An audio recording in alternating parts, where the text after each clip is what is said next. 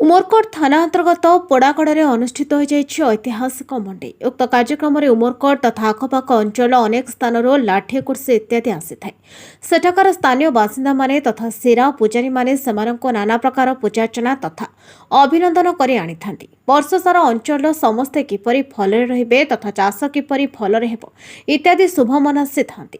ए अंचल यह एक बड़ मेला कहले अत्युक्ति हेबनी। यह केउ आवाहमान कालर चली आसुथिबा बेले प्राय गवेषक मानक मतरे पंचदश शताब्दीर ओडिया इतिहास वर्णित।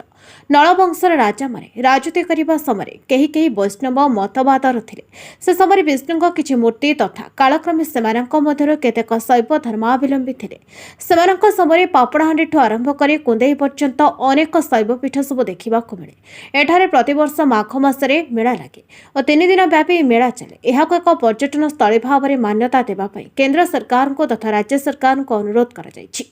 गोटे क्रसर लागे रास्तार अवस्था शोचनीय थिबारे अंचल किछि उन्नति होई पारु नाही बोली साधारण अभियोग हेउछि। एने प्रशासन तुरंत एहार तदंत करी उचित पदक्षेप ग्रहण करंतु बोली साधारण अभियोग हेउछि।